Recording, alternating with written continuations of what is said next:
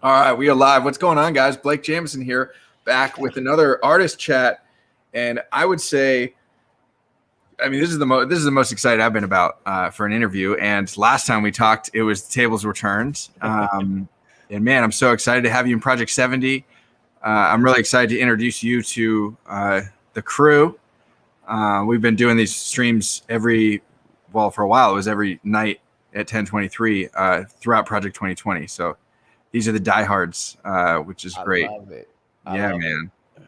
So, okay. So let's see. I want to definitely, just because I even put it in the background to remind myself, but your Babe Ruth card is live right now on Topps until tomorrow at noon or 1. Yeah, I think it's earlier because I think they're doing it for like 11? 70 hours. It's still new, so we don't know. So grab it now. Don't delay because I don't know if I think it might be like a weird time or something. We'll see. It has the countdown, but. So many time zones. Don't sleep. Yeah.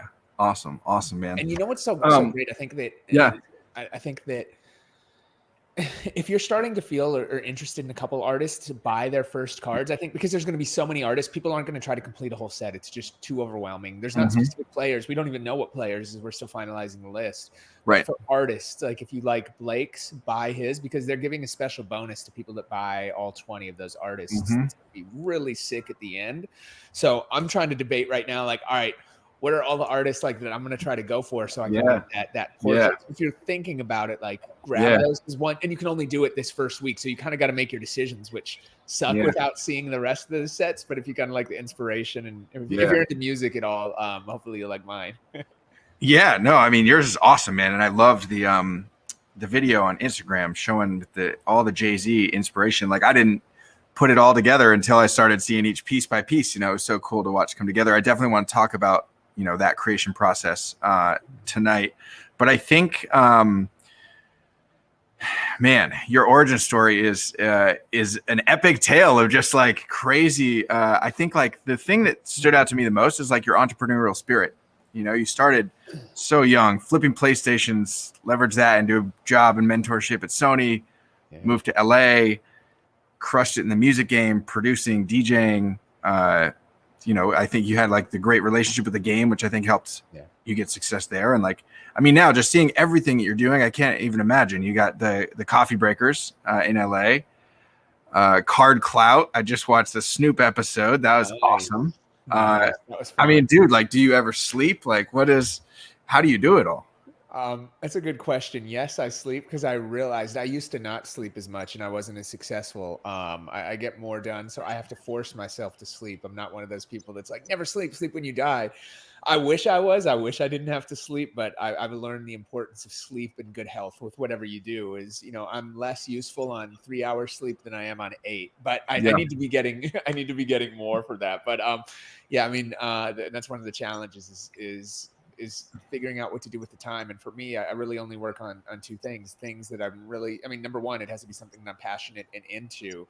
And like the barometer is like, look, it just has to be a project or something that I love so much, like baseball cards, creating my own thing with that, there's a few shows, of course that we do that we got to pay the bills with. But outside of that, I try to just stick to the things that I love. And it's incredible when all these things kind of come together in one place, as and got to experience last year with this. Is you're like we've talked to, and you're there's some artists that are just incredible in participating in this project, and then there's some that are real like sports and baseball fans, and like I think we both issue that like baseball is my life. If you can't tell from like what's behind me, from like my Twins World Series jerseys in '91 and balls and everything that I have. So it's awesome, man. And how cool is it for an artist to have so many of her interests all kind of cross over and intermix, like you in the sneaker culture, you were one of the early investors in StockX, which now is big in the card game. And those are like a lot of overlapping audiences. So now people that know you through your prolific shoe collection, now can, buy a baseball card. It's not that big of a leap, which is really cool. No, thank you. And that's what it's all about. It's about crossing culture. And that's even like, when I sat down and was trying to decide how to do these cards, I had to figure something that made sense for my brand, right? Like for you, it's different. Like you're an artist, like a true, I guess, like, artist in the sense of like drawing athlete port. Like it's sure, simple. Like, sure. Like more like classical or something like. I don't Yeah. know, whatever you want to call it. For me, I'm an Sure. artist in a different realm, right? As a DJ, as in music, and I wanted to figure a lane that made sense, right? Like if I was just drawing cards because I'm like, oh, this looks cool, and doing that, and I told that I talked to Topps, I was like, it has to be authentic and it has to be real. And I remember I came with the idea. I was like, oh, damn, like that's it. Like I'm known and my foundation is music. I've crossed that over to sports. I'm able to mix both worlds from what I do with the sports teams. So when I came with this concept, I was like, man, let me my inspiration's easy. It's combining, and it's in essence like remixing these cards with music and themes. And Mm-hmm. I had the idea. We started talking about this stuff last summer and stuff. And then it was funny. I'd found the inspiration, and a week later, Don C dropped the Dr. K card.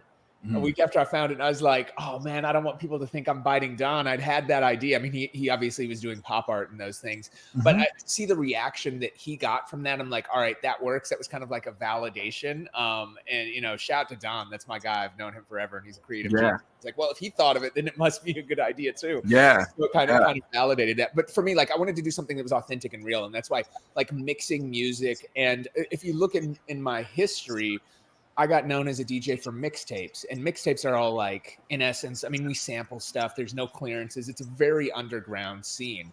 And we jack like covers, right? Like all our mixtape covers were movie posters that we photoshopped. And that's kind of what I tried to do, especially for the first Babe Ruth card. In fact, my favorite mixtape I ever did, my personal favorite one, most people would say one of the game ones, like you mentioned, or maybe something with Kendrick or Snoop. For me, it was the one I did where I remixed. Jay-Z came out with a movie, the soundtrack for American Gangster. I saw the movie and did a whole album around that. And I thought it was dope, but I didn't, I was like, well, what if we put the greatest mafia and maybe the greatest movie of all time, The Godfather, which had one of my favorite soundtracks ever, if we remixed those songs and took his acapellas and put that over it. So I did a mixtape called The American Godfather. And, I paid kind of homage to that in this. We actually hid that little logo in the building from my mixtape cover. So if you look in the Empire State Building, you'll see it. And it just fit too. If you see, Jay-Z wore like the mafia hat in the cover of Reasonable Doubt. Babe Ruth wore those hats. Like, so there was so many parallels. So it just felt so right to kick it off with that. Yeah. Yeah. That's so cool, man. And it looks like, so that's being made on like a tablet, like an iPad type of thing with a stylus. So I'll come in and do things, and I'll do like a first pass in Photoshop. And I tried to be into my crate, and I tried to always like, be into all facets of art. So I learned Photoshop. I mean, I had a website early on. I know HTML. Like I know a little bit of everything to be dangerous. So I really like, and I spent a lot of time. I worked on this card, late last year. I finished this even before, and I knew that it was going to be the first that I kicked off with. I just wanted to perfect it and get it right. So I did it in Photoshop, and then I messed around with it and started stenciling and doing the pencils, as you can see. So yeah, that's so cool. Okay, so you talk about doing that late last year. At some point during Project 2020, you basically teamed up with Topps, and you got to talk to a handful of the artists. Cartoon, Saladin, I was on there. I think was Tyson Beck on there. A handful of guys. How did that relationship start? Did they come to you and say, hey, or did you go to them, or was it organic? Like, how did that happen? Yeah, they came to me. We had somebody that was working with them approached me, and they knew all the stuff that I was doing into cards. And I don't think they realized how big of a baseball fan I was at core. I just wanted to do something cool with content and cards to help introduce the A, to highlight and profile the artist, and B, to help introduce it to new audiences and talk about those things. And so it came together. And I remember in passing when it started to do it, I was like, hey, if you guys ever do any other projects, like I'm just a fan. I just want to do something cool. And they're like, well, next year, would you be interested in being involved and blah, blah, blah. And they're like, what is that? Make sure it's there. And I was like, yes. And then I was like, shit. And that's why I put a lot of pressure on myself. It took me a couple months to really figure what that theme was going to be, because, again, if it was just me, like putting up like my interpretation of like Babe Ruth, like it's really not that interesting. It'd be cool to me, but it wouldn't be that interesting to the fans, and it wouldn't be real. and authentic. And that's why I think I hit a real sweet spot that fits for my audience and it's going to fit for the card collectors audience and really, really bridge that gap. But it's been, as you know, the Topps guys have been great. And it's like, you know, it's fun because when we worked on the lists and figuring out what players to do, I mean, they've been so open. There was a couple that I really wanted that they didn't have licenses with that I think they ended up getting for most of them. So I'm able to do, it looks like I'm going to be able to do most of the players that I want. So nice. And they've been like kind of everything that I've wanted to do. They've been like, yeah, cool. Yeah, it's great. I mean, it's a great experience. And as you know, working with a lot of brands, especially ones as prestigious as MLB and Topps, it can be sometimes a challenge. And this one's been great so far. Yeah, that's awesome. Somebody had asked earlier if you have any Twins players, and you don't even have to say who it is. You can if you want to, but I mean, you would tease anything. You could just say yes, we have one. I mean, of course, like awesome. Like I'm all of these. The other thing I'll say about my series is beyond like just mixing, you know, art and cards and taking players that are hot. Like, oh, cool, let's do them.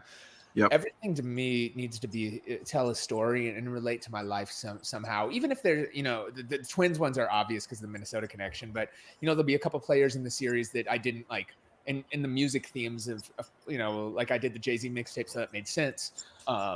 You know, but like there might be a couple artists or things that might not be there, but there's a story and why it's personal to me in terms of like it was either a favorite as a kid growing up and those things meant something. So I want to kind of tell those stories through it. But for Minnesota, absolutely. I mean, I still watch 162 Twins games a year. I'm a diehard fan. So and there's something really, really big where I'm working on with the organization. So that's exciting. The Twins fans, I'll say be patient. Because it might take a second, but we're waiting for the timing to be right. Because when we do it, it will be. I mean, it's going to be my defining card in the series, obviously, and there'll be a couple other references throughout it too. Yeah. How many have you completed so far? I've got 3.5 cards done. I'm playing around with who to do and when to drop them and how to release them and how to time them. But I've got 3.5 ones, 3 fully done, including Babe. So that's one. I've got number 2 done. I've got I've got one that's going to be later on done. And I've got a half of number 3 done. Number 3 is going to be, I believe it's going to be number 3. That might be my biggest one, even though, I mean, there's going to be 1A and 1B in my series of like must-haves that especially for if you know me and my audience, whether that's my roots or people that I've worked with along the years. Right. These ones will be just like out and the ways that we're working and some of the deals and the other elements that we're including, it's going to be an event. Like Blake, when you see this, you're going to flip out. Like I'm so excited. I mean, I'm excited about all the cards, obviously, but 2 highlights for me when I look back on, and the ones that I will do all costs to get the gold ones are going to be number 3 and one that drops probably later in late September. I'd say probably September 30th. Nice, man. That's exciting. It sounds like you get a little bit more. It's cool that Topps is letting you kind of influence, you know, the kind of strategic drops and timing and stuff. I did request my first card. I wanted to drop it first, and they said yes. But besides that, I'm just taking whatever they give me. Yeah, and the same for me. There's a couple like because I'm tying into music and players, so there's like a couple key dates that make sense. Whether it's there'll be dates that are very memorable for reasons, or projects that we're working on that have like a physical element that date. But similar to you, I'm like, hey, these are like 2 dates for very specific reasons that will make sense and be bigger for everybody and just shine a light on this project. The rest I'm with you. I'm just kind of like, all right, I'm assuming about 2 per month, right? For us, because I think it's running through December. I've got to figure out the drop schedule because I was doing the math and it seems like it's going to go for like 3 years at this rate. They're going to have to release more, I think, at a certain time. I think they are going to like increase the frequency or whatever of doing maybe 4 or 5 a day, I guess. Yeah. I don't know. But also like, I don't know that they care if it ends within December 31st. I don't know. Yeah. Okay. So I took a few notes of questions I wanted to make sure we cover tonight. Let's go. And then we have a ton of fan questions. Some people are putting them in comments. We've aggregated a bunch from Twitter. And so we're just going to start kind of doing rapid fire through those. But first, I have those specific ones. So my first is related to your cards. Yep. Are you planning on doing autographed editions of your own cards? Yeah, for And sure. great. I'm, like, look, I'm following in the footprints of what you and a lot of others have done, and seeing what worked and taking my learnings from Project 20, which I followed from day one. I remember seeing Yep. the first one that Ben dropped, and obviously then got more involved as the series went on. And I was collecting them before Topps even reached out. So when they were like, "Are you familiar?" I'm like, "Yeah, I have a bunch. Can you?" Yeah. Like, I'm like, "I'll do this stuff. Just hook me up with some cards, and I'm Yeah. happy, right?" Like, Yeah. so I've been into that. So I was able to watch those things. It's this first week, especially with the first drop, and it comes up so quick, right? I'm like, "Oh yeah, it's coming up," and time just flies. So I've been a little underwater just getting this card out. We're gonna do some cool companions too. I've a really special companion for this one that I actually think the companion might be cooler than the regular card. Nice.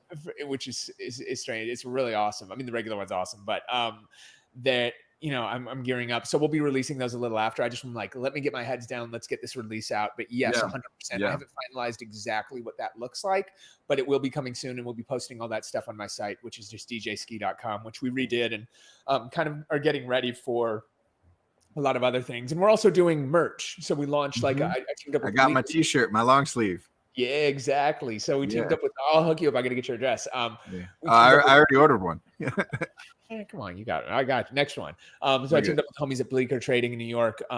Just a dope shop, and especially for Babe. They're not far from me.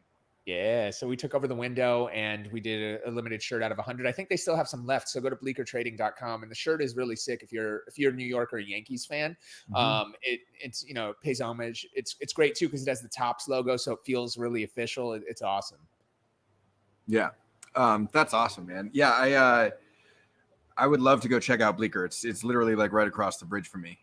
Sick. Yeah, man. It's a do great shop. And I'll connect you with Mark, who runs it. And that whole team is awesome. Yeah. Good guys. Speaking of companion cards, something that just came to mind is I just got my first companion card from Mr. Cartoon the other day. I've been trying to collect most artists. I got Andrew Thiel, Ermsey, Naturel, Sophia Chang, F. Gregory Siff, but I finally got Cartoon, and I think the presentation was just top notch. The card was gorgeous. The finish on it, like everything down to the last detail of the box, silky smooth. So I know that like you talked to him before that if I were you and I was going to think about making new companion cards, I would start with whoever he's working with because those dudes are killing it. It's actually who I am. Like Cartoon's my mentor. Like Cartoon.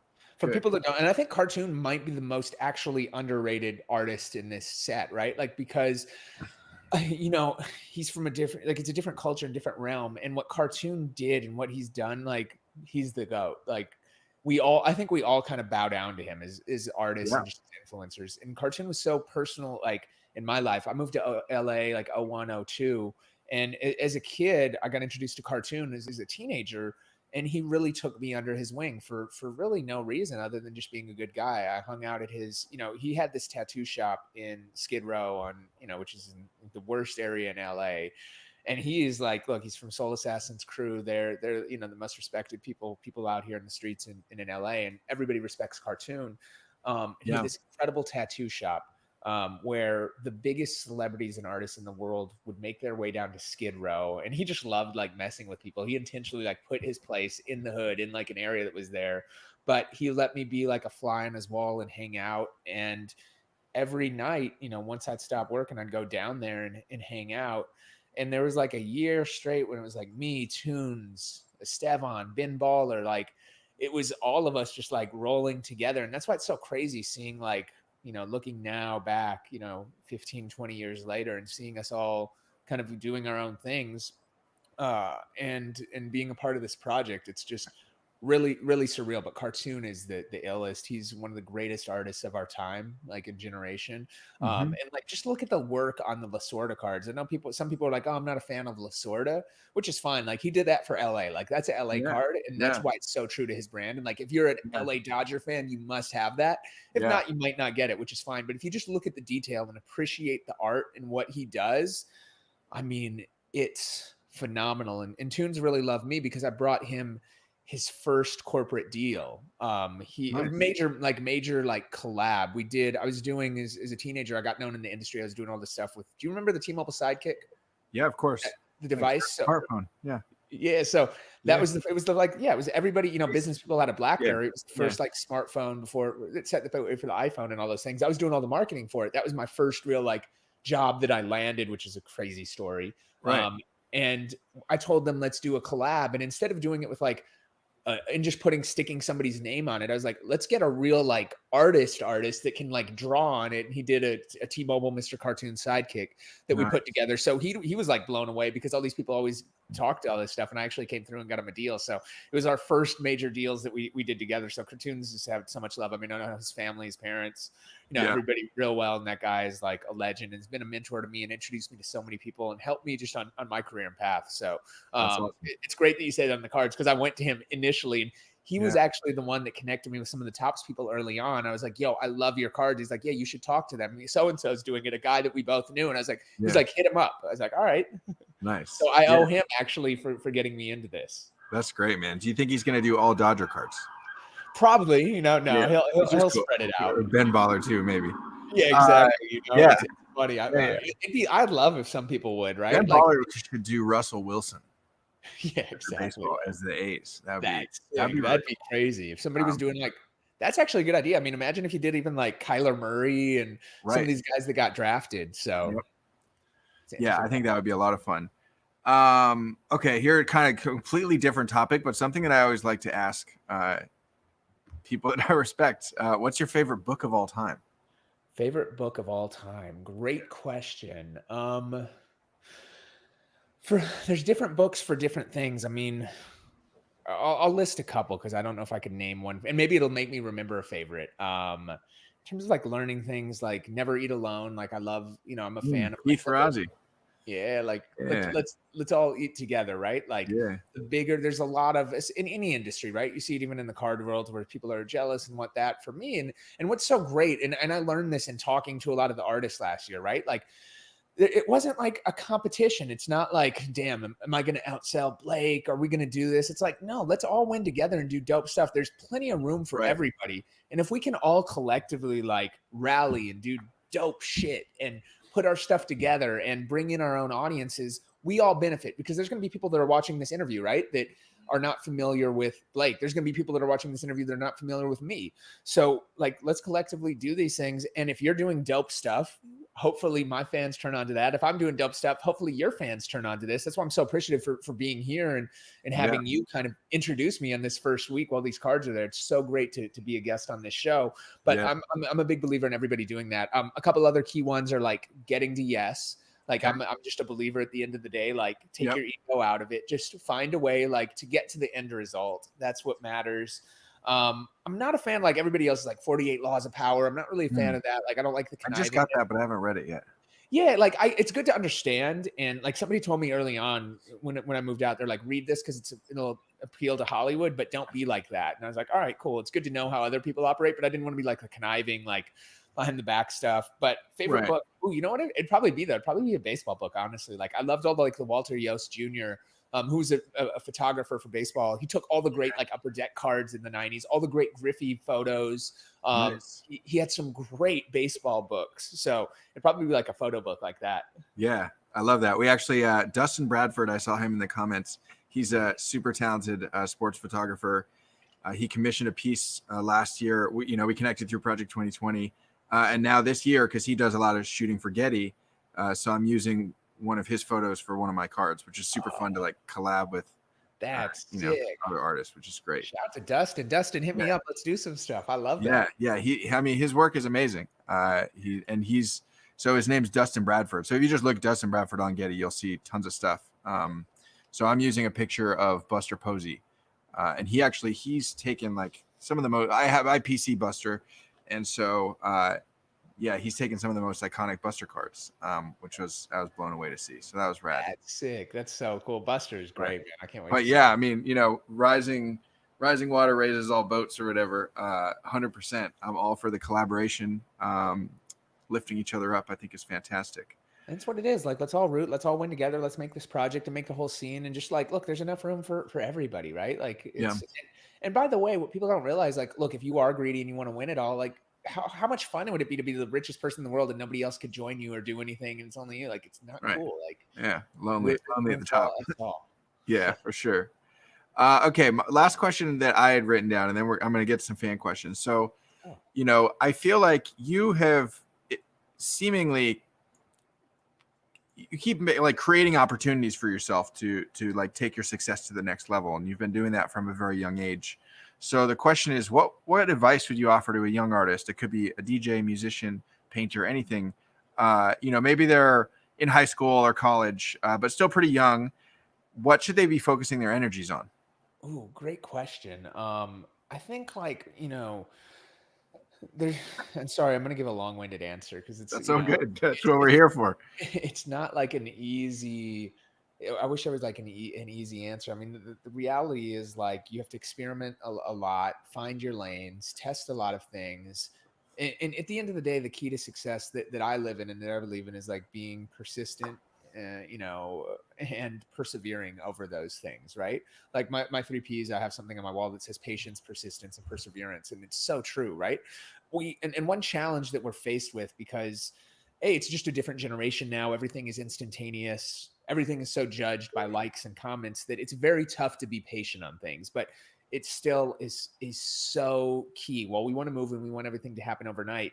Like you meet so many people and like, oh, I just started drawing. I want to be in Project70. It's like, no, like how many years did you put to take in work to put yourself in this position? How many years did Mr. Cartoon take, spending, 7 days a week, 7 nights a week till 4 a.m. in his studio, drawing and getting known and then doing this and then getting the corporate gigs. And it's taken him decades and decades. For me, like I feel like a young buck. I feel like I just got in the game. I've been, DJing since 99 and moved to LA in 2001 and put out, like I got known, like my big break on the DJ side was 2006. And now I'm getting my own card 16 years later. Like it's a grind, right? Like it doesn't happen overnight. So I think it's being okay with that. It's learning along the way as you're coming up. It's experimenting and also creating your own path and following your own lane. There's so many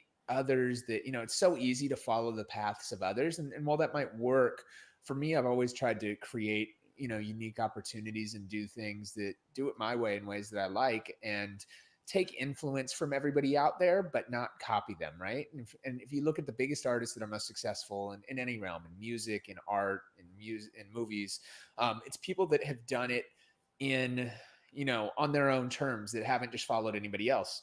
Drake came out and, was doing singing and rapping and nobody was doing that at the time and created his own lane. Now there's a million other people that sound like Drake, but nobody's going to be top him and whoever's next. Like you want to create your own style and lane and it's going to be different for others and don't be afraid, but you just have to grind it out. And if you believe in it, like you have to stay persistent, like things will work out. The winners is the last man standing a lot of times. And you just have to, a lot of when other people would quit, stay in it. But, go out, have fun, experiment it, and do things that you really love, right? Like at the end of the day, that's where, for me, I'm fortunate enough to find things that I love in life, like music, like sports, and figure out how to make a career out of that. And that's more important because nobody's going to remember on your grave. Like nobody's going to regret, not working enough. You're going to regret all those experiences. So make sure you're doing stuff that you love along the way, experiment, go out, do it, and staying, patient, persistent with it.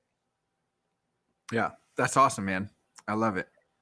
The grind. And somebody else noticed or mentioned in the comments too, which I totally agree with, is like the 10,000 hours to mastery. And people underestimate how long that takes working like 8-hour days. You still got to work for years every day to hit that. So years. And it doesn't stop, right? Like even to maintain that, like momentum is real. And when you have things like, dude, even for me, like I'm realizing like, oh damn, like it's a grind these 3 days that your card's for sale. Like you want to go out and do these things and talk and get the word out because it's such a limited time. And for me, I'm like, I feel like I have to tell this story too, because if you just look at the card, you might not get it, but then you hear and see the Jay-Z reference and like, oh, it's music and all those things. So I really want to like spread like what that story is behind it. But it's a grind. And now I'm like working on what's next and trying to figure it out and by the way, I still have like my real work at Dash, everything Yeah. else to do. Yeah. Got to maintain. So it's not easy, but it's a grind and it's fun, right? Like I'll be up late. We're here past almost 11 on the East Coast, grinding on Yeah. Friday night, and it's fun. But it's fun. And like, look, if you were to go back to either of us, right, and is a 16, 17-year-old and be like, oh, this is going to be work, you're going to have to do this, I don't think any of us would complain. So we have to sometimes remind ourselves that that look, we're very blessed and fortunate to be in the positions that we're in. We're so lucky. So lucky. And in terms of like workflow, right, and balancing that, your work with Dash and any other projects you have going on with the Topps project, are you planning to do a bunch of them up front, or like all the cards first, or are you going to just pace them out throughout the year? I think we'll pace them out. Like, I want to, in terms of the design and stuff, I want to evolve and let the series breathe. I have I have a list, and I thought I knew everything. I was like, no, I'm done. Right. Like 2 weeks ago, I was like, I'm done. I know exactly every player, every card that I'm doing. And then you see stuff and it changes, and then you see stuff happening. And also like, all right, are we going to do like, if there's a great rookie that, like if Joe Adele has a breakout season, right? Like I'm too nervous to commit to somebody like Joe right now, right? Like he didn't have a great 2020, but I still believe in him, his potential. But if he gets injured like day one, does it make sense to do him as a card in a year he's not going to play, and he's not like it's like, dude, you have Babe Ruth next to you. Like it's tough to put a rookie that hasn't done anything in that. So it's like it's evolving. Or if somebody breaks out, right, and like we find another Juan Soto, Fernando Tatis, Ronald Acuna. If Vlad Jr., who dropped today, right? Like he was kind of had a down year that people didn't expect last year. That card is wild.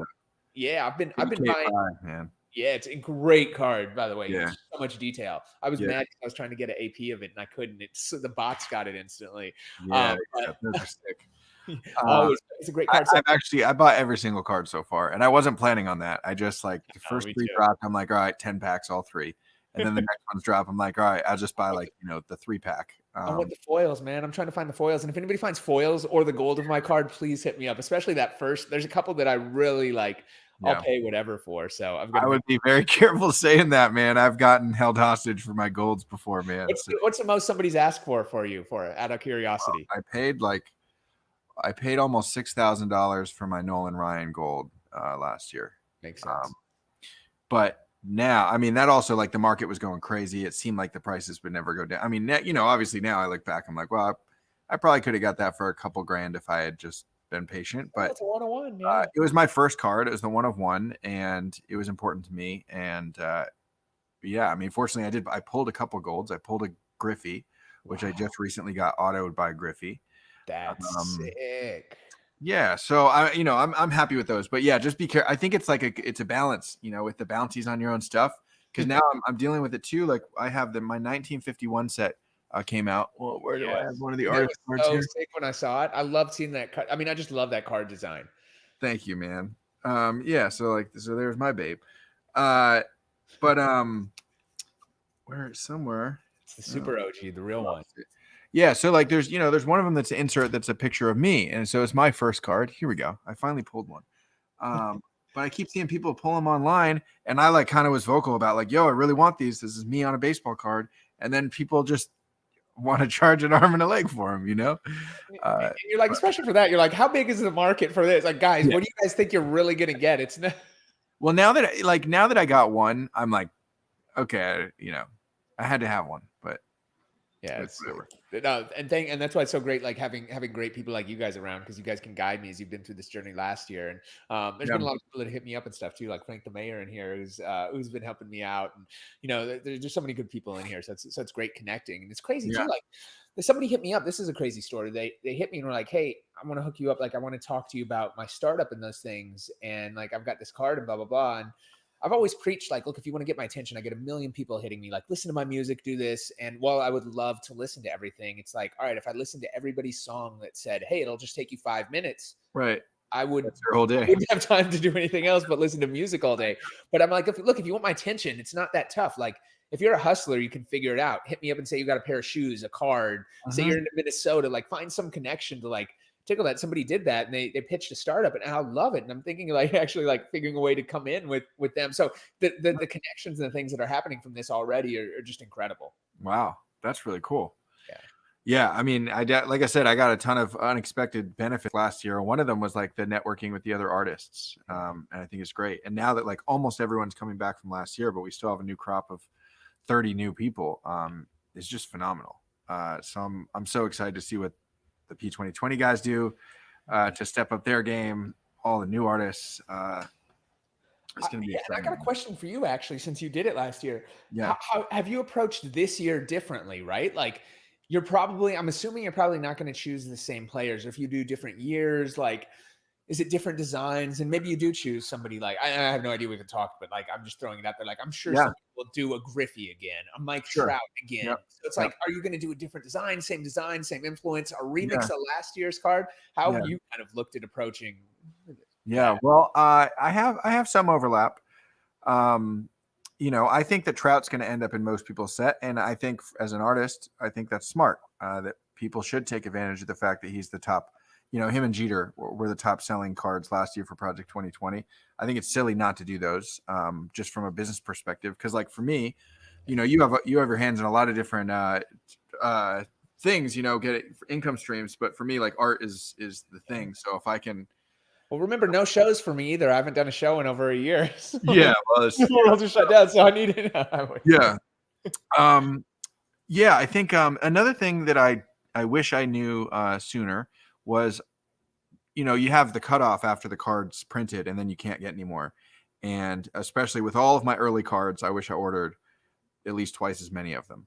The later cards, in some I bought in abundance, and I'm like, that was probably more than I needed. But at the beginning, I was going light because I didn't know what to expect, from the print runs and my royalties and, how I would continue to like grow my business through COVID when everything, businesses were shutting down.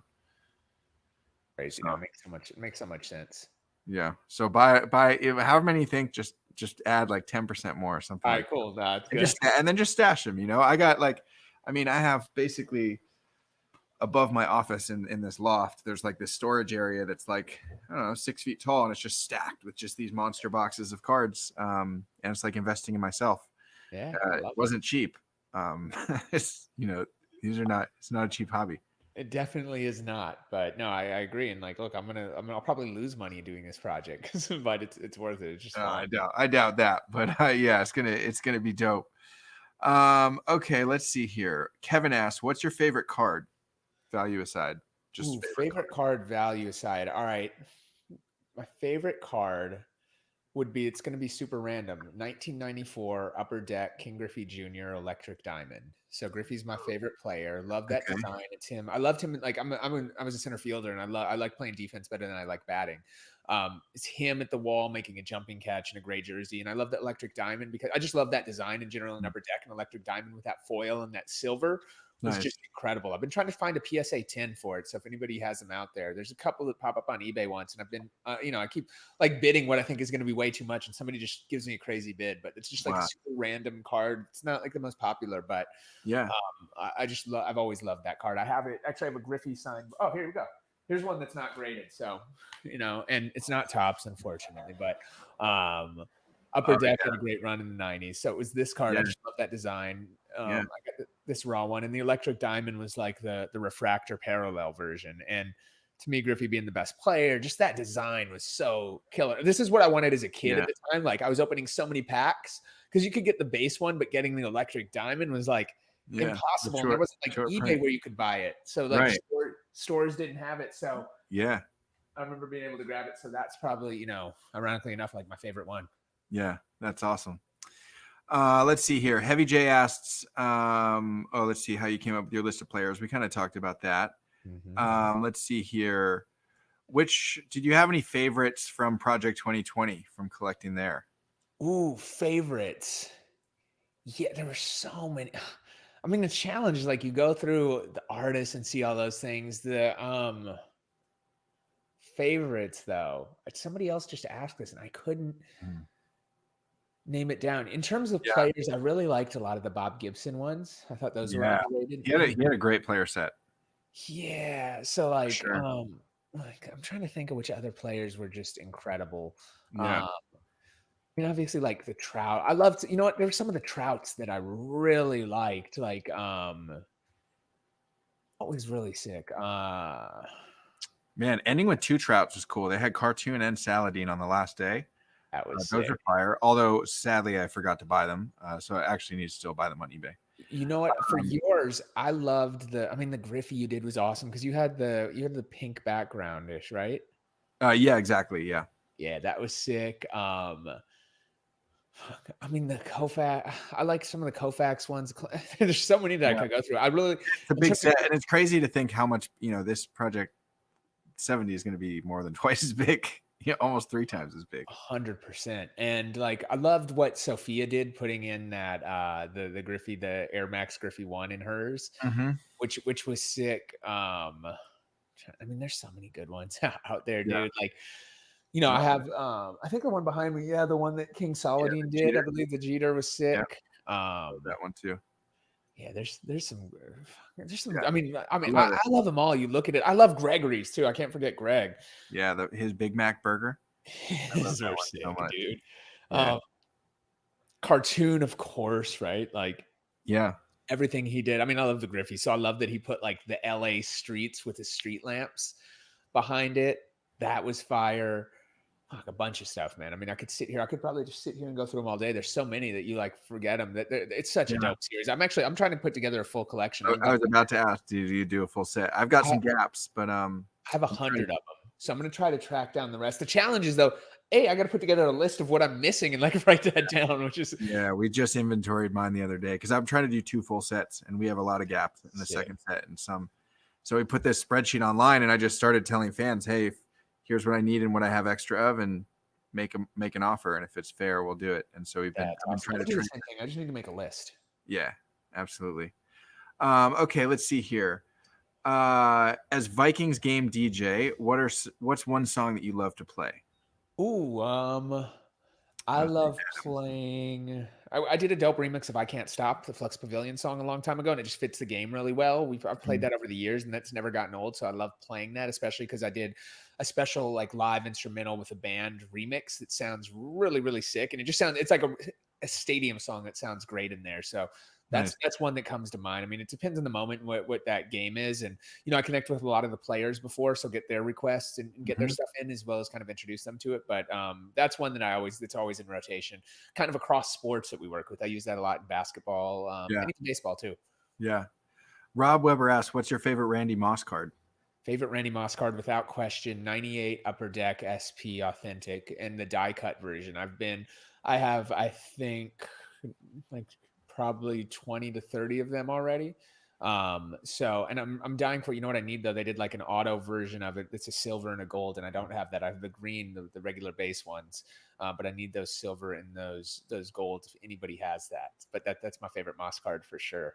Nice. KJ asked, "Are you planning a Rod Carew Beastie Boys card?" That's a good idea. I'm not at the moment. I thought of doing Rod. He's on the, like, I have.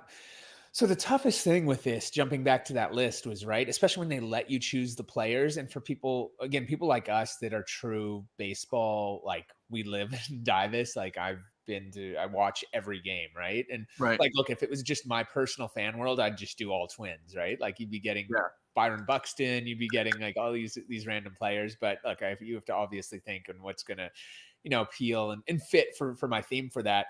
So the biggest challenge was like curating this list. And I remember I cut it down. I had a full thing and I was like, all right, I had it at like, I thought I nailed it. And then I looked, I was like, damn, I have like 100 people on here. How am I going to cut this down in a fifth? And then I started like really trying to see like, all right, what makes more sense for my journey? What fits, because all of mine, again, if you're just joining, have like a music parallel and something that I personally worked with. For Babe Ruth, I did a Jay-Z mixtape. It's my favorite project ever. I was born in New York. So there's all these tie-ins and it really told the story. There's a lot of parallels between Babe and Jay-Z. You see the 7 rings because Babe won 7 in Jay's lifetime. The Yankees have won 7. You see the top hat because it's American Gangster was the mixtape that I did. Jay-Z wore it on Reasonable Doubt. That was the era from, when Babe was playing. So it made, and I was born in New York, card number 1, card number 3 of the set. It just like so many parallels made so much sense for that. So I started going down like the list of players and being like, all right, what's just, and it's like being a DJ to your favorite music. I wish I could, otherwherwise I'd be playing to the crowd a little bit. You have to play for the audience and give them what they want. And that's what they want to do. So it's the same with cards. So I was trying to figure out like, what will make sense? What will the audience appreciate? What can I tie in with artists? What's my personal connection to that? How do those things kind of mash up? Some were very obvious. Some are a little more abstract. Like card number 2 for me is going to be a little more abstract. Card number 3 is going to make perfect sense. Card number 2 is going to be more abstract. And it'll be interesting to see the reaction to it. But I think it's really cool. And that's kind of a non-traditional approach. And there's a real story as to why I did that. But I think, for me, it was like cutting that list was so tight. And now I have it. Now I'm like doing and I have a bunch of maybes. So Rod Carew is still in that like maybe column. He's not in the definite. He's not in the not doing. He's in that maybe. I mean, iconic twin. I actually tried to buy one of his rookie cards on eBay the other night. Got it sniped. So someone asked in the chat, Frank Murphy asked about potentially doing any collabs with other artists within Project 70. So for example, Ben Baller and I had the first collab card last year with my Trout card that he blinged out. I mean, it seems like you've already got the relationships. It could be Baller, it could be Cartoon, it could be Snoop. It could probably, I mean, it could be, it probably could be your pick of the list. Is that something you've thought about? It's a great idea. And, it's something that I thought about a little before this. Didn't reach out to. I was like, let's get the first one in. Let's establish the style. Let's establish that. But I think now is the time to be thinking about it. It's a great, great question, a great idea. And I definitely want to. And for me, what I do, there's a lot of things that fit. I'm going to work with, likely for card number 3, and you guys will see why, I'll work with an outside artist to help do some of the background stuff around it for a very specific reason that will make sense when you guys see it. So I'm looking at other artists, and there's some of the players that I'm looking to collaborate, and the artists themselves, the music artists themselves, collaborate with on those cards. Like I'm sure Snoop and I will do something. We've been having conversations, and I'm trying to get him really deeper into the card game, and he kind of got thrown in this project, I think, towards the end. So he's learned that ebbs and flows of that. So hopefully we'll be able to do some stuff. And I might have some ideas for you now that you say that. I'm so glad you bring it up, because I think your illustrations could match perfectly with what I do. Because mine's are really like, mixtape, album, concert posters. Like the way, if you want to think of my set, it's going to feel like the old school concert posters that were unique for that, mixed with a mixtape or an album cover. Because that's my foundation. I've done shows and did my own posters. I did mixtapes. I've worked on all these different projects, and that theme fits naturally. So if you're into music, that's why I'd encourage, that's why I'm so excited about my set. And for those people that get the full set, you'll really see it all come together. Like it's all really, really going to fit. And like everybody's into different styles and designs. If you're into music at all, like you're going to really love this, and I'll say like the Babe Ruth J one was like an obvious and a first one, but it still feels very much like a warm up to me for some of the other ones that are coming. Like there's a couple that I mentioned that are just like, I'm literally like bursting with excitement for them to come out. They're going to like, I think it's so cool too, for all the Yankees fans, that like that Babe card goes with Gregory Siff's Jeter card, or Don Mattingly card. Like, so I didn't think of that, but you're 100% right. And I think that like that's a really fun thing to think about as like kind of the card art industry, continues to take off. Project 2020 was kind of the original, but I could see people collecting. They're all the same. They're 130 point. They're in the big Ultra Pros, and that could go really well together. And people could collect Yankees across multiple artist sets and come up with something that's really like super unique, a one-of-kind collection. And it'd be crazy. Like, dude, I'm going to hit Gregory after this. Is a great idea. Like I should take like 10 cards and have him just do his like lines down them and do like a collab aftermarket thing that would make sense and pay. Like that's a genius idea. Yeah, that would crush. I love that. See, I'm glad we're doing this. I'm getting all this benefit. Like, no, it's gonna be great, man. I'm so excited for all the first artists. Lauren Taylor is an artist I'm really excited that to see.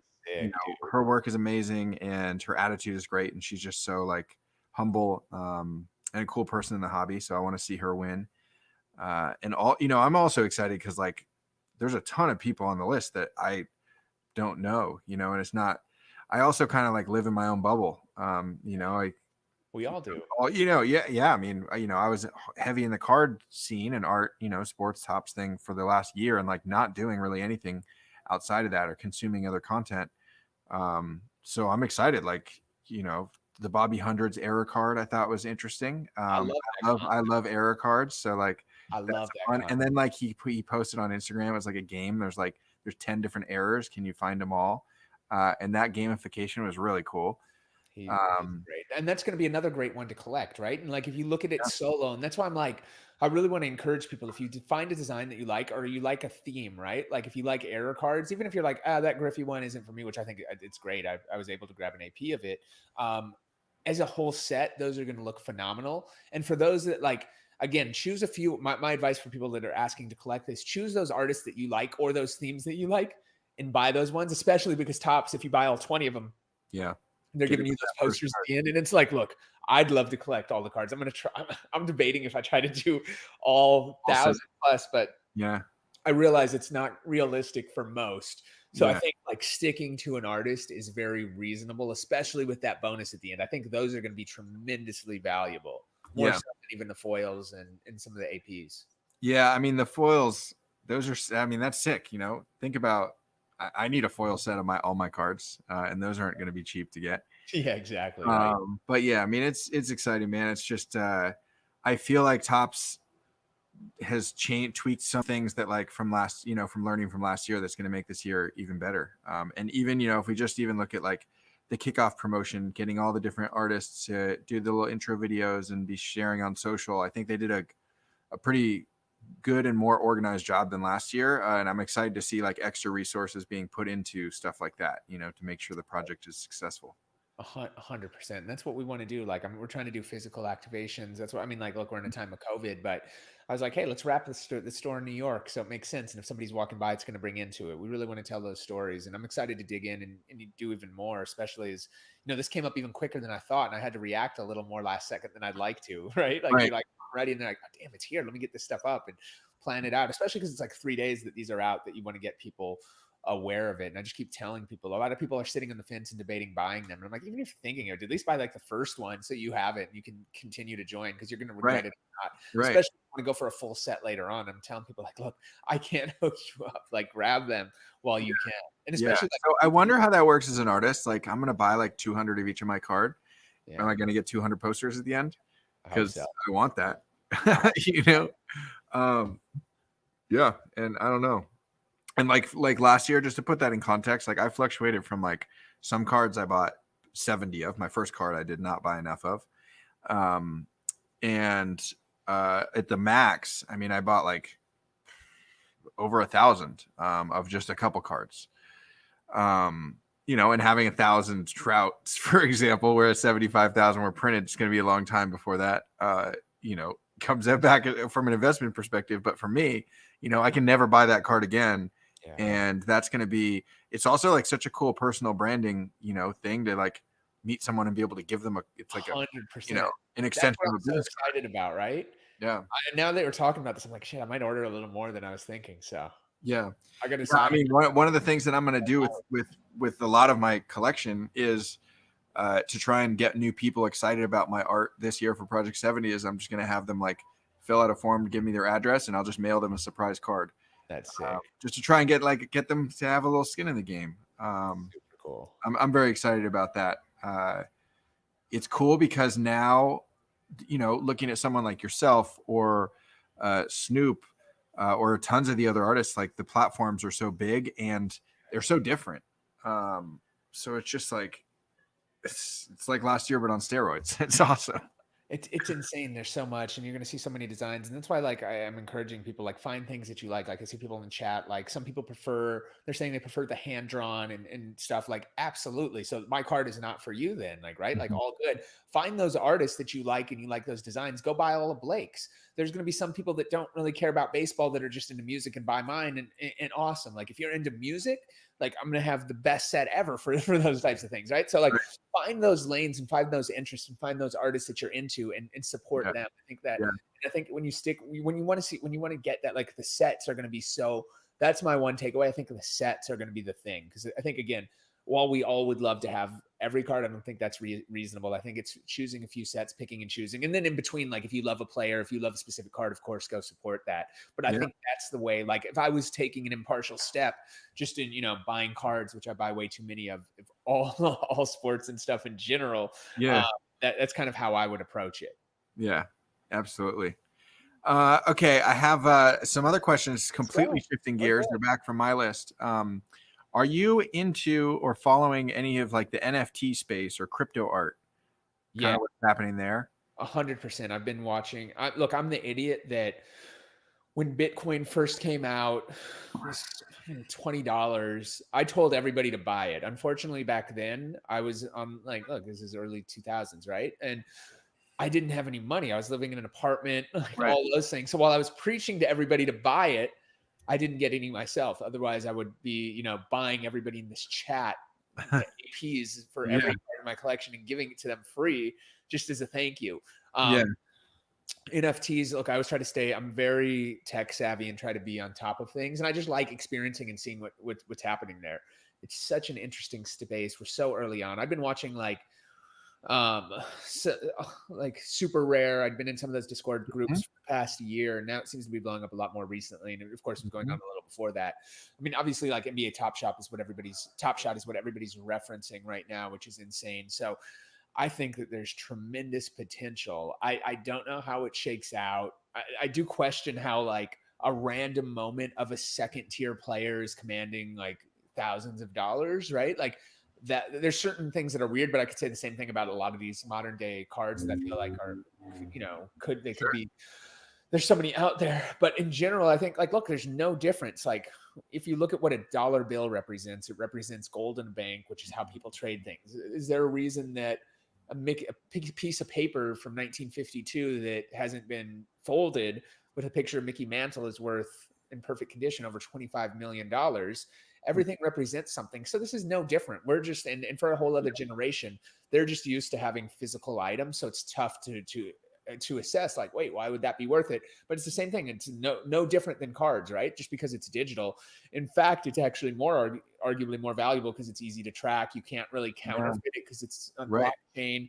It's such an intriguing space. Easier to move, you move apartments, all your art comes with you, It's a great thing about digital stuff. Like somebody can't really, I mean, unless they get your codes, it's tougher to steal. I mean, you can get hacked, I guess. You could get steal, but like you don't have to worry about fires. You don't have to worry about storing. Like it's so easy. And I think this whole generation that's coming up right now, right? Like we're used to physical items. And there was a debate we were having in the group chat earlier about tickets that we were talking about. And there's a debate like, oh, will tickets be valuable? And somebody's argument is like, kids don't even get tickets. It's all digital tickets. So this means nothing to them. Well, we have that memorabilia. It's almost like, I feel like that's happened to coins, right? Like a whole generation prior to a little before me was into coins. For me, it was like, and for kids coming up now, like, I don't think they really care about, like, there's just certain things that have their times and moments. And I think that NFTs are here to stay in a way. I think that you're going to see a lot of craziness. You're going to see bubbles, things that burst, but then there's going to be tremendous wealth and value born. And I think for me, I love the idea of like, how do we mix both? How do you mix the real world? So say if you get my card, you also get a digital representation of that. That's one and the same. And you can have a physical element as well as a digital one and pair those together. And I tried to do that a little with like my cards. Like I'm actually, I was about to ask about the QR code. Is that, what that is? Yeah, so I went to Topps. So when I went to them, I was like, hey, since my cards are music themed, I really want people that get this card to understand that this is not just a design of the player, for example, Babe Ruth, that I did. I want them to hear the story. Spotify launched this really cool new format called Music and Talk, where it's like a podcast, but you can play all these music and songs between them. So it's like short, it's like a radio show, right? On demand. Okay. So and what is it called? Early partners with them for it. It's called Music and Talk. Music and Talk. Yeah, it's a new format. You need to be a Spotify subscriber to listen to it because of music licensing rights, but they're the only platform that can really enable that on demand from a licensing perspective. So it's been great. And so each card is obviously inspired by music. So for Babe Ruth, you can go listen to it now. In fact, if you take a QR code and scan the back of my card, which I've posted a few times, you can find it on the Topps site. It'll take you to that playlist. So even if you don't have the card, you can listen to it. And I not only break down like all the intricacies in the design kind of one by one, but I go through the songs that inspired it. Like we kick it off with a song off the Blueprint. The main theme for this The Jay-Z cover is Blueprint. We get into Reasonable Doubt because you have the Reasonable Doubt hat at the bottom. We talk about, Rock La Familia, the dynasty where he's throwing up the diamond, which we have hidden in there. We put together and I'm going to be doing that for every card. So in essence, it's not an NFT, but it's kind of I wanted to add another kind of a secondary layer that doesn't exist in a physical world that people can experience for each card, because mine, like, music is everything. Without music, it doesn't make sense. So that's why I wanted to tie it into it. And again, Topps has been so great. They were like, yeah, sure, go for it. Like, let's put together this QR code so people can just scan it rather than typing into a link. And it's turned out really, really cool. I can't wait for people to get their cards and start listening and listening along when you get that. It's like people could do it now, right? Because they could just scan it on there. For sure. And kind of, I think it's a great sneak peek. I haven't really been pushing and promoting and talking about it probably as much as I should. It's really cool though. Yeah. I mean, the other thing I think would be interesting is like putting out the QR code first before your next card drops, and then have people like listen through, and maybe they're putting together a clue to figure out who it is, or like, I don't know. I just feel like it's really cool, man. I love that, like, kind of multi-sense marketing or experience, kind of experiential, right? Making it experiential. 100%. And I wanted people to get more than just a card. Again, I'm a DJ, I'm a music, and that's what ties it together. And then they'll understand my set. And that's why I keep trying to tell people, like, trust, like, get the set. You will want to. It all flows together. It'll make sense in the end. So yeah. No, I love that, man. That's rad. And yeah, just on the NFT thing too. The reason I asked this, I just think it's so fascinating. I think there's a lot of potential in it, and it's also like, I look at, it's the Wild West right now, and there's really like everyone's just trying to seeing what works. And so like I put some works up on Super Rare, just some kind of random stuff, and I've sold a few pieces. I've also bid on other people's. So it's fun. It's a fun community. It still like kind of boggles my mind that people pay like, I got paid like an Ethereum for like a picture of a painting I made.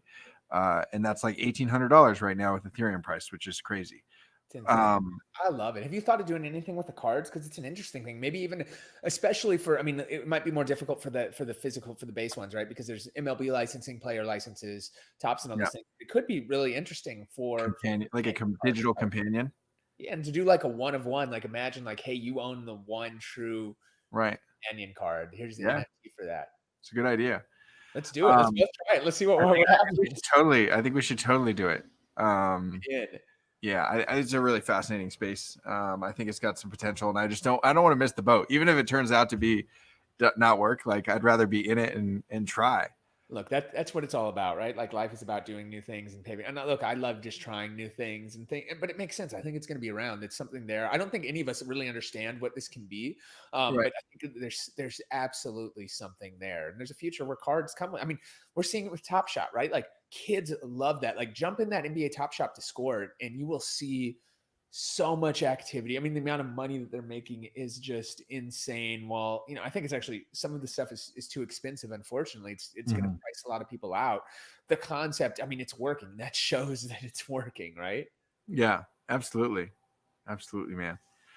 I found a couple other good questions, I think, that are fun. Okay. All right. Which person, living or dead, would you most want to break some cards with? Like right now, Ooh, I mean, who would be fun to break cards with?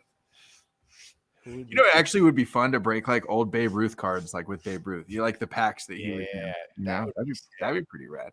I mean, there's layers. Like, I'd love to go back with like my grandparents, because they were both such big baseball fans, and go through those stories that lived in that era, because they're the ones that got me into baseball. My grandfather actually had a tryout with St. Louis Cardinals when he was 17 years old. Wow. And was a great baseball player. My other grandfather I remember like growing up watching, he's a diehard Red Sox fan. He lived in DC, worked in the government.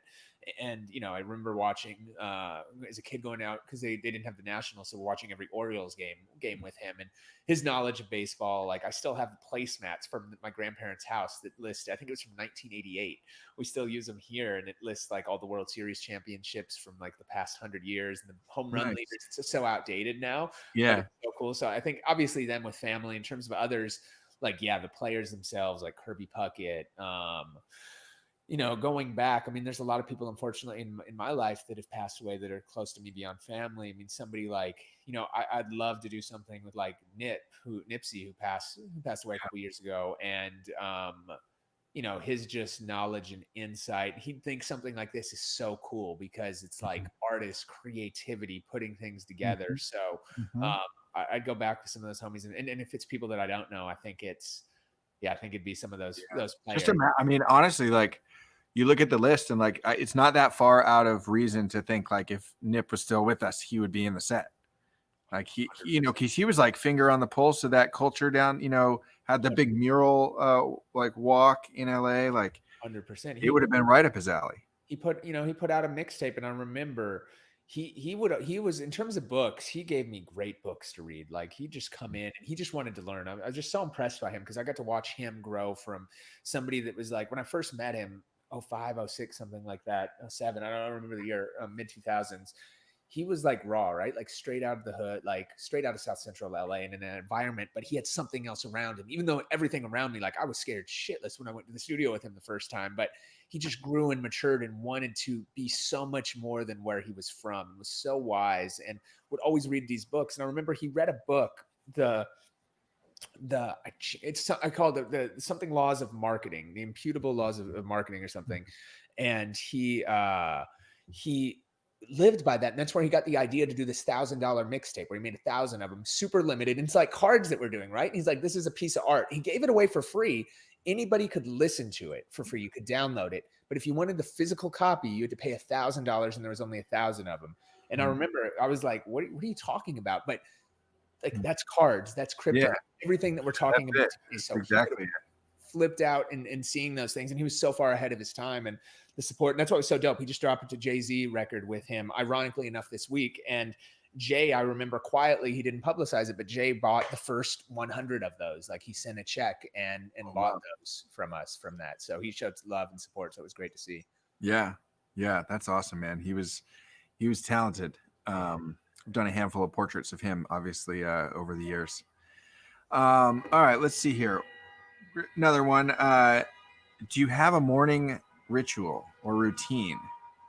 Yeah, I mean, it's changed a little since COVID, right? Like I used to get up, do my workout, get out.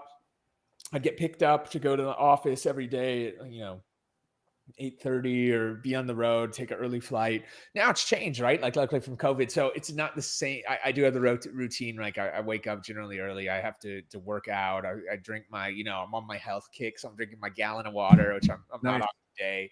I go for a run generally or do something. But yeah, I think routines are really important. And for me, what I've learned, one thing that I wish I learned earlier on is like everything that you eat, as you sleep, how you live your life is so important to optimizing yourself, right? Like you want to be a high performance car so you can think and operate like that, but you've got to feed it, the best fuel, take care of it. You can't always overrun it. And I don't think I learned that early on enough. So I try to be super careful and stick to that schedule and stick to those routines as much as possible.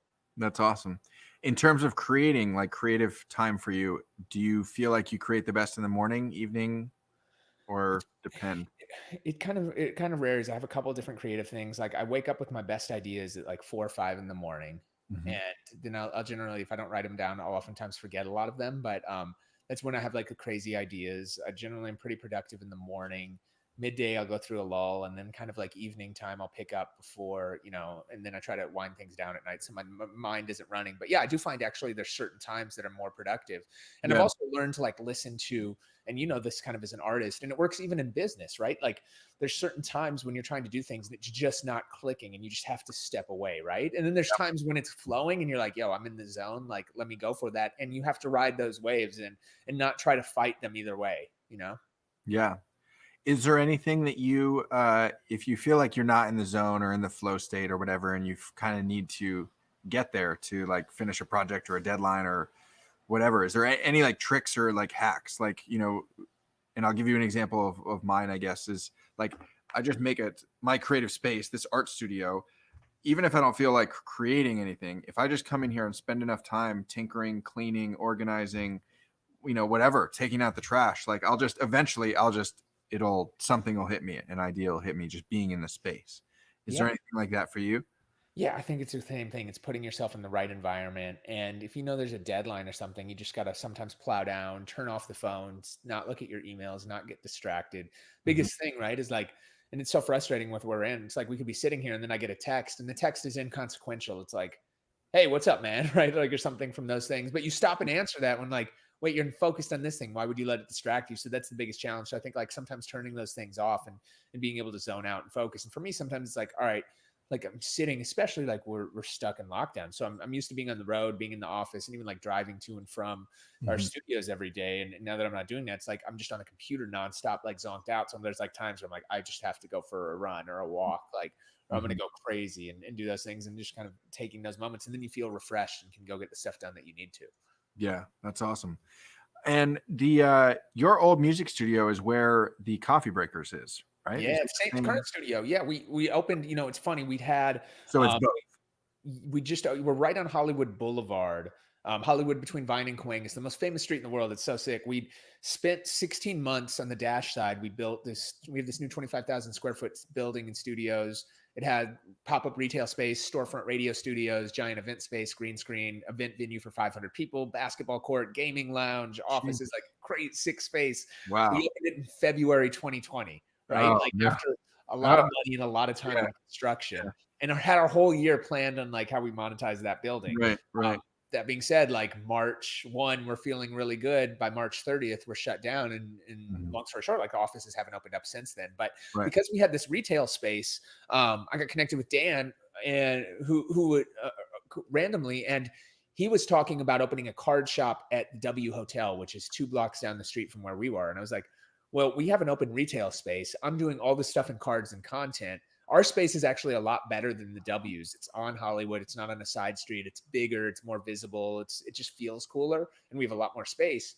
Like, let's do something here. We're not going to be doing any album drops or pop-up things. So long story short, October, we launched that, and I just went through and shooting stuff now, and we're just expanding like crazy. Like the Coffee Breaker stuff is taking off. So, and it's so good. And I think that it's going to only help the card scene, because when our studios are normally open, we have all the biggest artists and celebrities and stuff coming by on a day-to-day basis, whether it's to do their own radio shows or to do, interviews. I mean, on Dash, we've powered radio for everybody from, Snoop has 2 stations with us.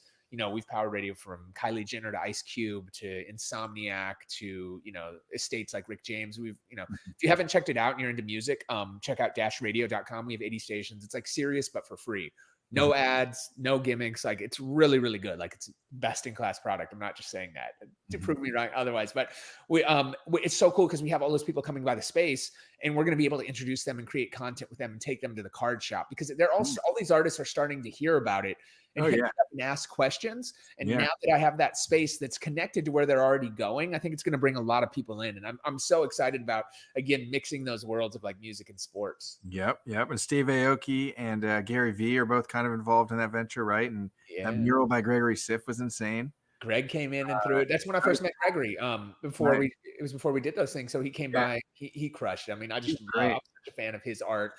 Beyond even Project 2020 and Project70, he's so ill. And Aoki came in. I've known Aoki for like 16, 17, 18 years, probably longer, almost like 19 years, right? Like when I first went to LA, I met Aoki, and he was doing like little shows at this club he had with one of my partners called Cinespace, and to see all these things come to fruition is just wild. Yeah. Well, I mean, it's like, that's like getting all the Power Rangers together or something. You guys are like, it's awesome. And I think what you guys are doing for the hobby, as well as what Topps is doing for kind of the art and sports scene, like this is the perfect type of situation for me and what I do, and you and what you do, and 50 other people involved in this project that I'm excited to see what they do. I mean, it's culture, right? That's why I always say, like, look, my cards and what I do is like music, sports, and culture. And that's what I've obviously known from music. I've done so much in sports, from, the stuff that I do with the Vikings, with NFL, MLB, NBA, et cetera. And just being a sports fan, and everything that I do is like, really, I try to be culturally relevant and push boundaries for that. And that's why this project is, you couldn't script anything better than for me to do. Yeah. No, it's perfect, man. Well, I'm super excited, and I really appreciate you jumping on tonight. If there's anything else that you want to leave the fans with. No, we're good. If there's any other questions, feel free. Let's see if there's cards from Topps for sure. DJSKEE.com, -radio.com. You got it. We got you covered. And Yeah, check out the cards. Like, on everything. Yeah. But yeah, I mean, I'm down if more questions are coming in too. That's fine. I want to respect your time as well. yeah, we're good, man. We're here. It's Friday night. We're having fun. It feels good. There's everybody's in here. It's all a good crew of people. So Okay. So someone asked about a book platform. Do you prefer digital or physical? Kindle or a book? For obviously, I mean, like, look, I love like a coffee table and those big pull-out books. Yeah. So I still have a bookshelf full of those, as well as a bookshelf full of like other, traditional books that I don't open. I do prefer digital just for the convenience, right? Like to open it up and stuff. Yeah. On my phone. I do Audible all day. Yeah, exactly. So that's what I prefer. Yeah. Michael asked, have either of us gotten into fractional share ownership of cards? So you could see, I see those ads on Instagram, like own a piece of this, whatever, Babe Ruth. It's interesting. We I launched recently. I teamed up with a couple friends and launched a card fund. So we're trying to, for me, I just wanted more ammo to buy more cards, right? Like that's an excuse for me to buy cards and to take bigger risks on that. And we're also, I'm a big believer in just the entire space. So for me, the most successful thing, a lot of people, it's funny because although I'm known as a DJ, if you're in the sneaker culture at all, I'm probably more famous in like sneaker culture than I am in music culture because I was in the scene early. And if you like look up YouTube, like more kids will know me in a sneaker shop now than will a record shop, which is just bizarre for that. But my biggest success, despite like all the content, I produced a documentary on Netflix called Sneakerheads.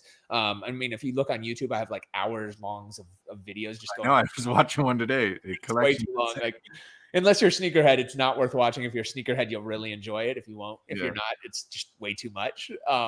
But the most successful thing out of all those things that I did, hosting shows, creating my own lines, creating my own products, was like investing in a couple startups like StockX, which is going to likely, the rumor is they'll IPO later this year. So I think the same things are going to be born in cards. So I'm trying to incubate and help the scene and making some investments in that. So we're investing in companies in that scene. And one of those companies that we invested in was Collectible. And to be honest, I'd seen what had happened, and there was a couple other fractional ownership companies. And at first I wasn't a fan. I was like, why would anybody want to own? I'll be right back.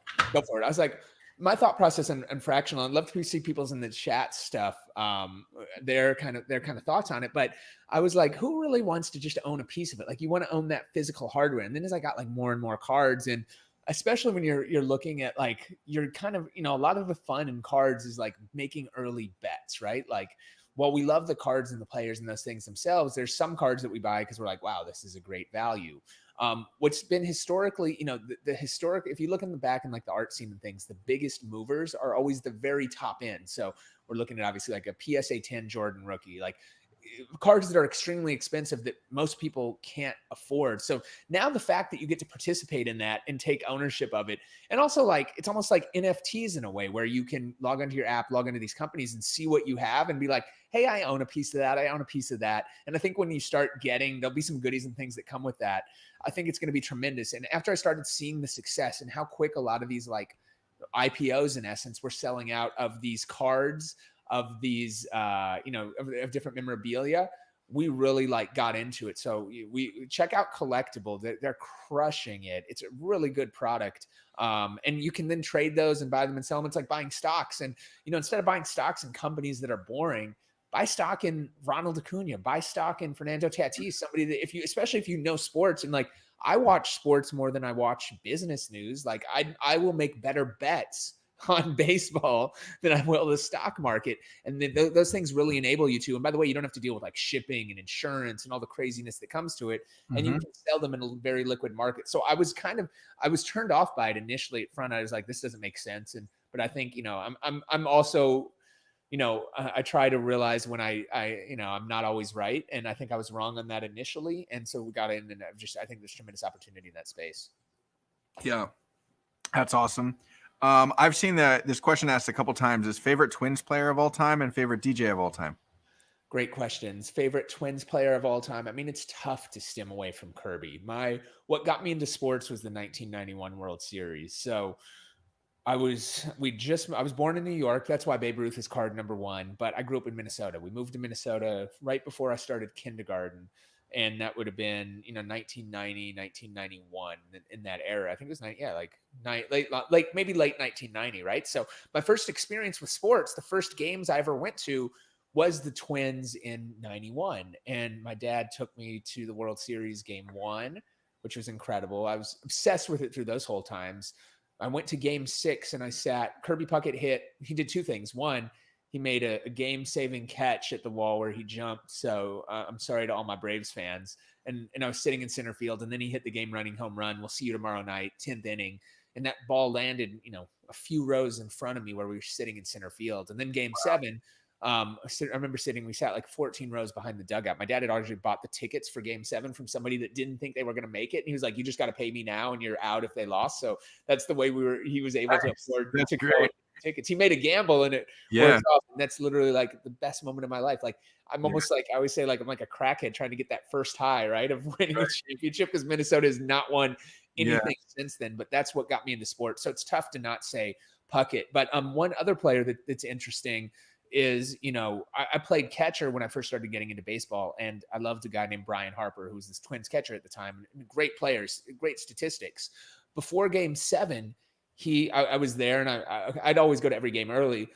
He threw me his batting glove, and I actually have that picture. That's what let's see right there. That picture is him. And there's the glove, right? And that's the glove. But the picture is crazy because it's of the glove in midair when he throws it. So it's like the best proof point. And randomly, I'd had that for years. Last year at auction, guess what came up for sale? Guess whose game-worn World Series? I'm guessing that one. So I put it all together. That's Brian Harper's jersey. So he's definitely one, even though people wouldn't expect that. Current players, I mean, I love Byron Buxton. I love center fielders. Like Ken Griffey's probably my favorite baseball player of all time because I played center field and just loved his defense. And Byron is just so incredible at defense and a good dude. And I've been watching him. So Buck is probably, and that's my guy. So he's probably my favorite current player. But I mean, there's been so many great Twins over the years. I just love them. I love Harmon Killebrew taking it back. There's so many legends. Yeah. Speaking of legends, Minnesota, did you ever get to meet or work with Prince? Oh, I did. Nice. I did. I have right behind me. You can't, hold on. Let me see if I can pull this up. This is my all access tour badge when I was on the road with Prince. So I got a crazy Prince story. The way I got connected with Prince was actually in LA. So I interviewed one of his artists. He had an artist and he loved the interview. So he invited me. He saw it somehow. I didn't even realize he would. So he invited me. He's like, hey, I'm doing a secret show at this place called Sayers Club. Mm-hmm. Sayers Club is a small room, probably about like twice the size of the room that I'm in right now. It fits about 50 to 60 people. So when Prince is performing in front of 50, 60 people, it's basically Prince performing in your living room, right? So I went there, and I'm so jaded, by the way, because like when you get into music, the unfortunate thing when you get into anything, right? Like it becomes work. So like if I get invited to another show and you kind of know all the stuff that's there, I'm generally like, I don't want to go. And if I go, I'll show up late. I'll stay for 20 minutes, 30 minutes, just because like it's, I've been there, done that. Like, when I was Prince, I was like, and by the way, Prince, he's going to be 3 hours late. Like that's his MO. So, it's starting late. I was the first person there because I'm like, oh, I want to sit right in front. Like this is Prince. Like I'm still a music head. Yeah. And the chance to be in a venue that's him and 60 others this will probably never come again. So I'm literally sitting like the distance from my camera to where I am right now is like the distance between me and Prince. I think I even picked up one of his guitar picks that night. I ended up writing an article about it for Billboard the next day, just on that whole moment, kind of my story from it. They ended up running it. And he loved it. He ended up reading it, loved it. His manager reached out. He then found out I was from Minnesota, which he loved because he was one person that really supported everybody from Minnesota. Like he wanted to see them win. Mm-hmm. He, despite having houses all over, he had a house in, I think, in the Caribbean somewhere. Where was it? In Turks and Caicos. He had a house in LA. But his compound was in Minnesota. He was there. He'd sneak into a lot of sports games and things.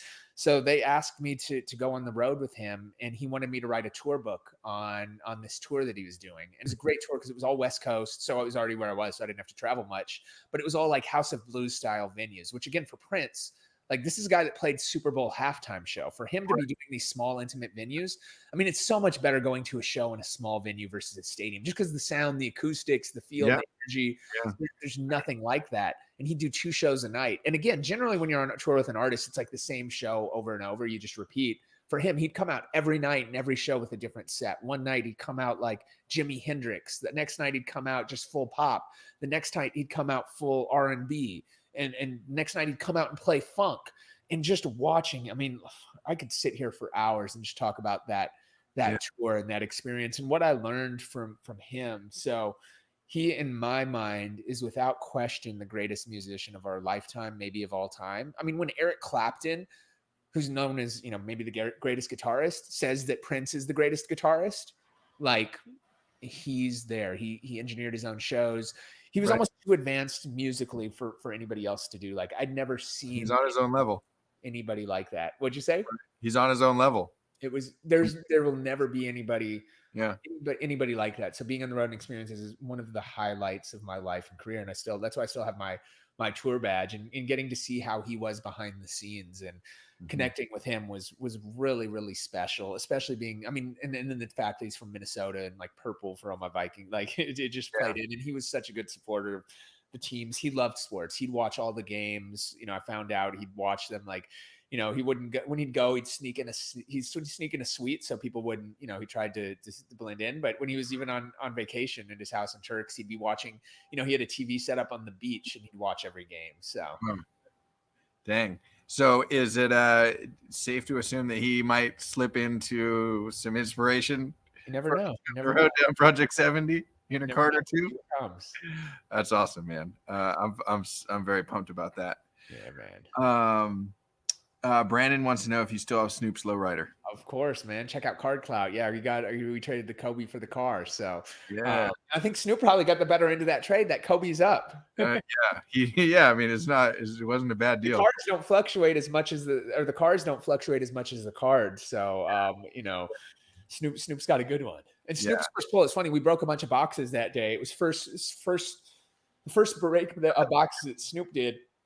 If you want to watch it, just YouTube Card Clout with DJ SKEE Snoop Dogg. Yeah. And on YouTube. And you can see it's a new series that we have. And we break boxes at the end. And we had the worst luck. We started off with basketball. We were looking for like 03 stuff. So we were opening up like looking for LeBron rookies because I thought we'd get one for sure in a box. Then we moved to football. We had a bunch of Prism stuff. Nothing.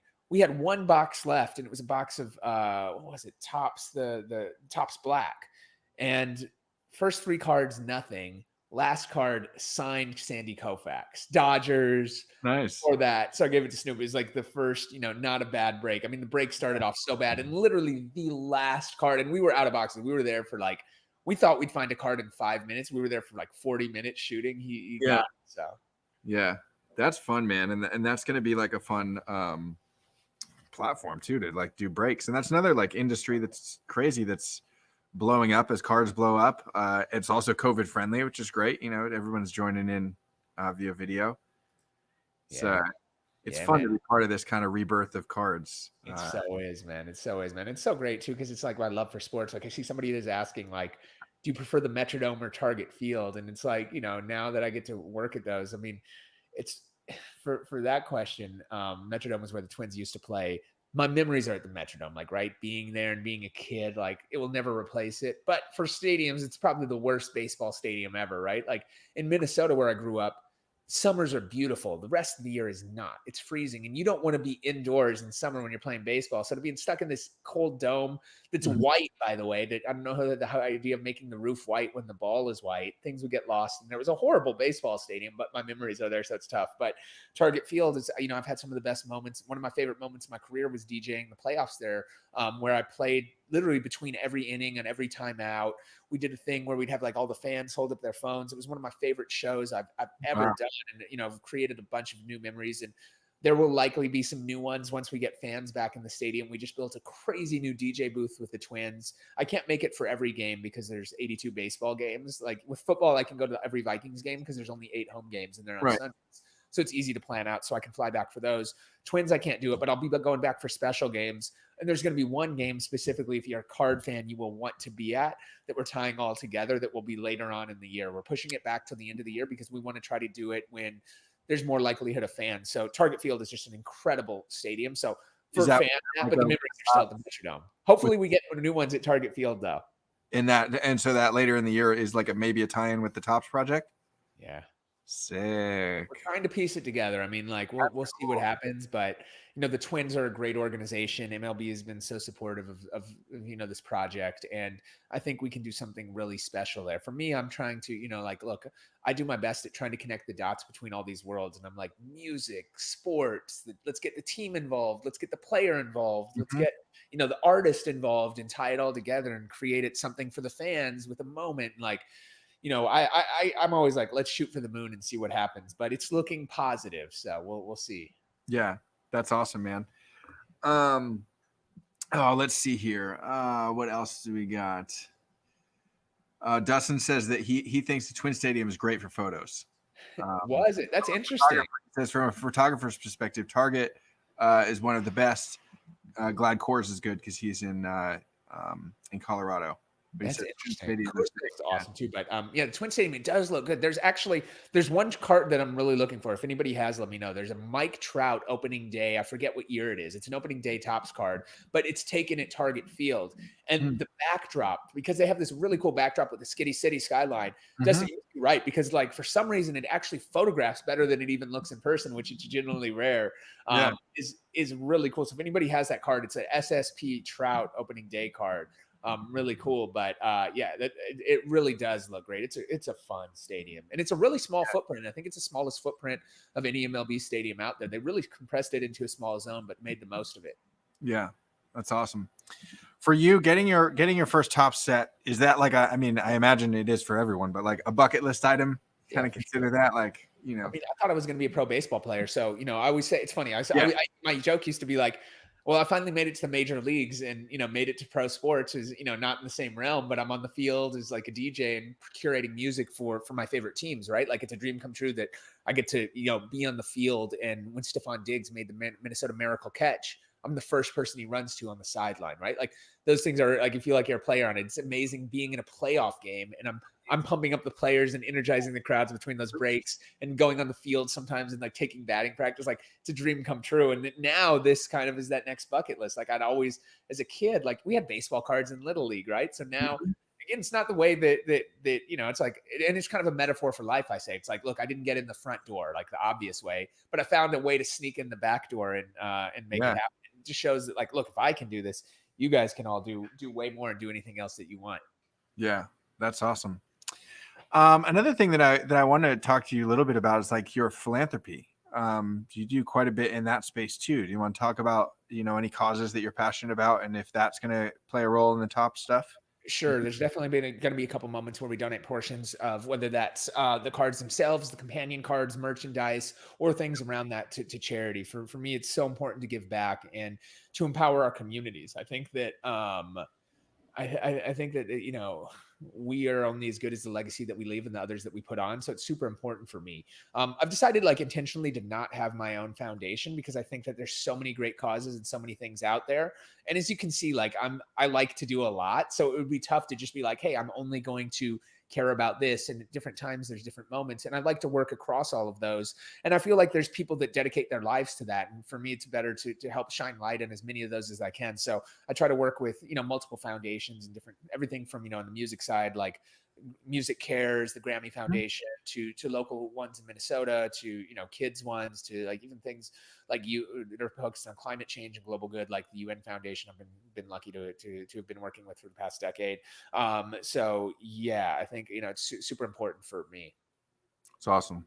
Yeah, I love it. I work with Make-A-Wish every year, and then a handful of the athletes that I painted for over the years that have their own foundations. I'll do, whether it's donating art for their auctions or volunteering at summer camps. I think it's awesome, man. And the fact that you still keep that top of mind, I think is really cool to see. That's right. That's what it's all about, man. That's what we're only as good as the legacy that we leave behind. That's right. That's awesome, man. Well, I think this interview was awesome. Everyone's just loved it in the chat. I think we got to it's my job, man. Like it's so weird being on the other side of the table. You're great at this, Blake. Man, we should change. Thanks, it's so weird. 2021 is the year we change places. I'm the artist, you're the interviewer, right? Yeah, well, man, it's wild. I went down a rabbit hole today looking at a lot of your work, and like, I had done some research before I came on your show, but I didn't didn't understand the magnitude of like how prolific you are across like multiple disciplines. It's impressive, man. So I was really excited for tonight, and I was just like all day writing questions, getting fan questions, getting excited. So I had a blast tonight, and I'm excited to see the rest of your cards. Definitely, you know, I got 10 Babe Ruths coming. I hope I get a foil, but we'll see, man. I'm excited, man. I can't wait. I can't wait to see those. It's going to be killer. And yeah, we got to find. We got to chat offline on some other cool ways we can work together on this project. Definitely. And shout out to you for being always so supportive and so cool, and for reaching out and having me. Like, this is big for me to be on and talking to your community. And shout out to everybody in there that's been submitting questions and just watching and hanging out and participating in this project. I hope you guys enjoy it, and I hope you guys like the card. And again, if you're into music, I would grab it just because, again, focus on those artist sets. It's a chance you got. No, it's going to disappear tomorrow morning, so it's your last chance right now. Yeah, that's right. Yeah, 13 hours, something like that. 13 hours, and then it's on to the next. So and then it's on to the next. Awesome, man. Well, again, thank you so much for everyone in the chat. I'm going to put the link down in the chat one more time to get that Babe Ruth card. And let me know who gets those gold or if you get the gold or the foils. Oh yeah, man, you'll see them. Or if you have that Trout or Griffey card that I mentioned earlier, either one of those. Anybody hit me up. Yeah, that's great, man. Awesome. Well, hope you have a great night, great weekend. Yeah, we'll talk soon. Thank you so much. You guys be great out there. All right, stay awesome.